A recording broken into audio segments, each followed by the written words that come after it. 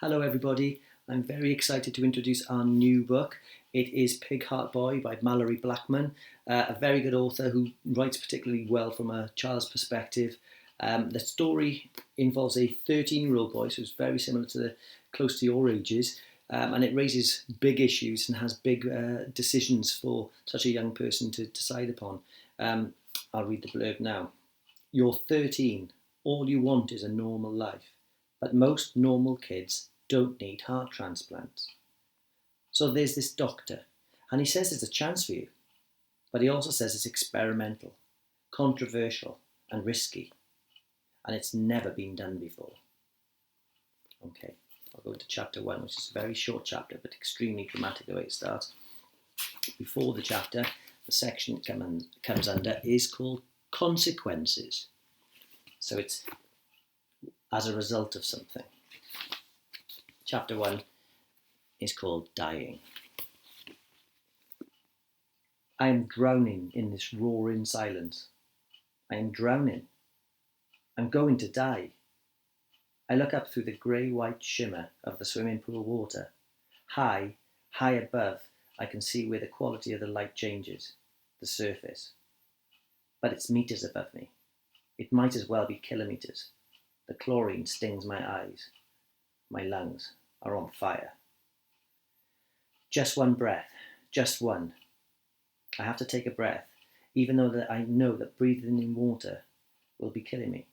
But my lungs are burning and the blood is roaring and my whole body is screaming out for air. If I don't take a breath, I'll burst. But if I do take a breath, I'll drown. Some choice. No choice. I close my eyes, praying hard, and kick. I open my eyes. The surface of the water seems even further away. I'm going to drown. A fact as clear, as real as the silence around me. Part of me, a tiny part of me, laughs. I'm going to drown. After everything I've been through in the last few months, this is how I'm going to bow out? One thought rises up in my mind. One thought. Alex. I stop kicking. I have no energy left. I stop fighting. I'm so tired. I can feel my body begin to sink. Now for the hard part. Now for the easy part. Now for the hard part. Give in. Let go. Just one breath. Just one. Just. Wow, dramatic start there. And as you can see, that's a consequence of things which happen in the book. So it's a little flash forward almost into the story, okay? The next section, before chapter 2, is called Cause. Okay, so what's coming up to that? Why is there a need for this heart transplant, okay? Chapter 2 is called Ticking. The noise was deafening. Shouting, screaming, laughing, shrieking. It was so thunderous, I thought my head was about to explode. So I took a deep breath, breathed out, inhaled again, and then dipped down until my head was completely under the water. Silence. Peace. It was like a radio being switched off. I sat down at the bottom of the swimming pool and opened my eyes. The chlorine in the water stung, but better that than not seeing what was coming or being kicked in the face. I would have liked to have stayed down here forever, but within seconds my lungs were aching and there came a sharp stabbing pain in my chest. My blood roared like some kind of angry monster in my ears. I closed my eyes and stood up slowly.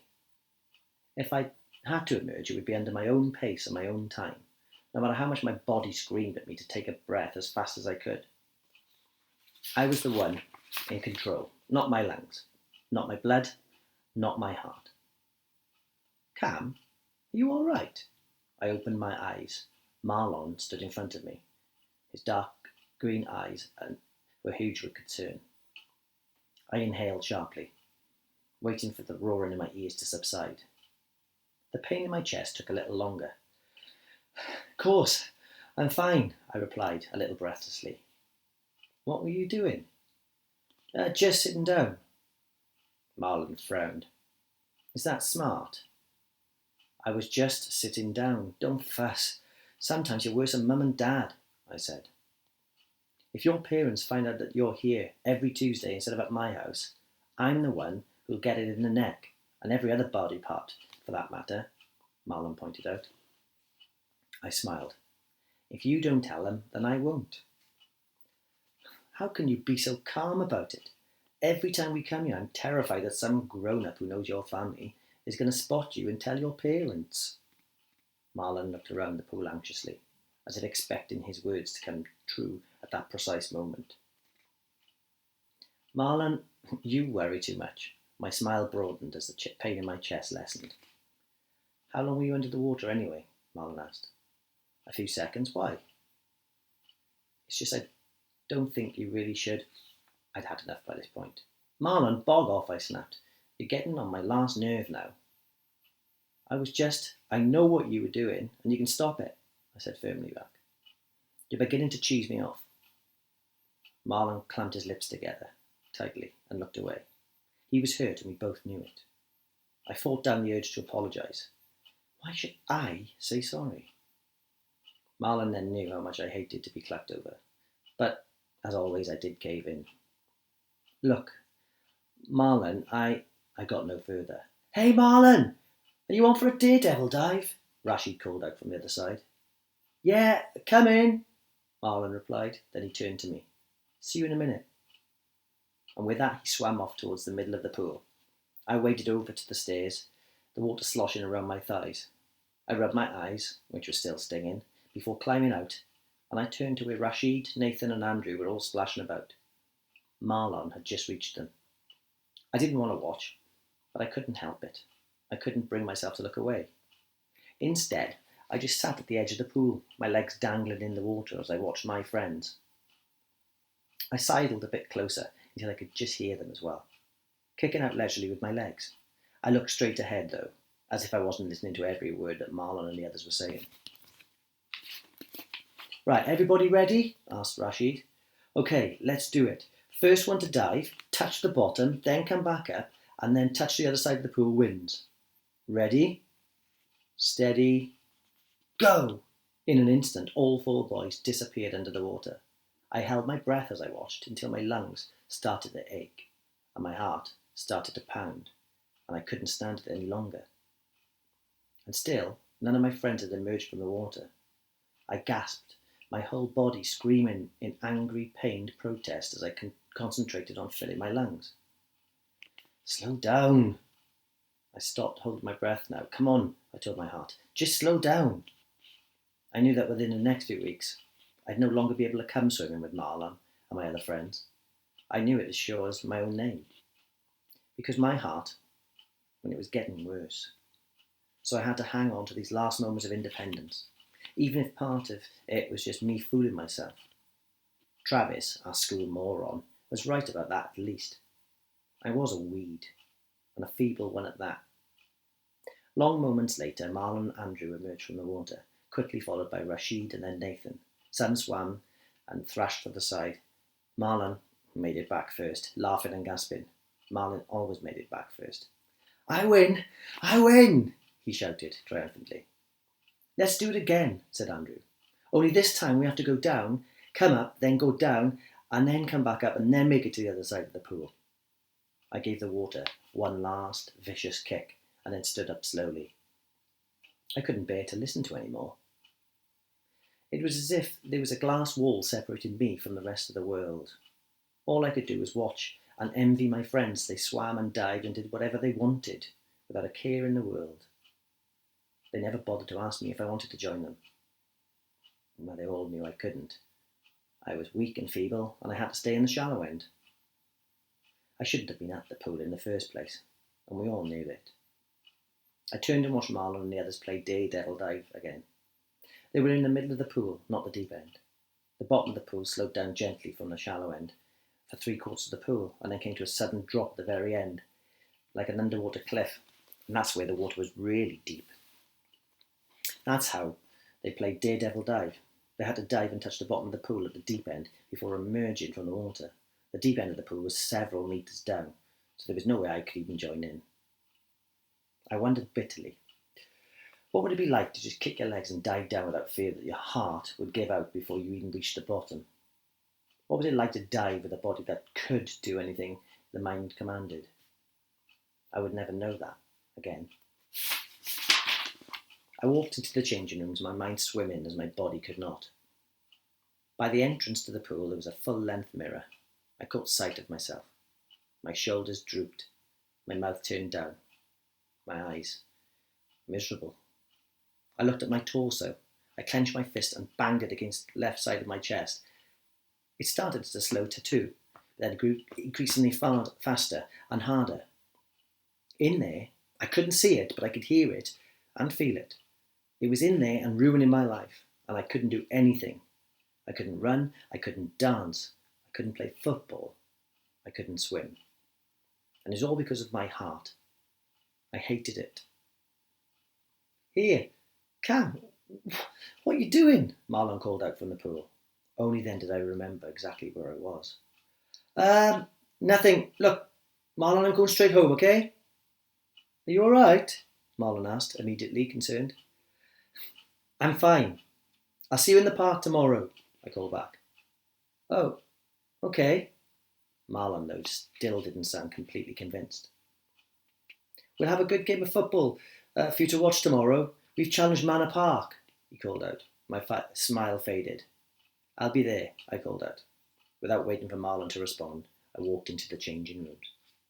Marlon had automatically assumed that I would be a spectator.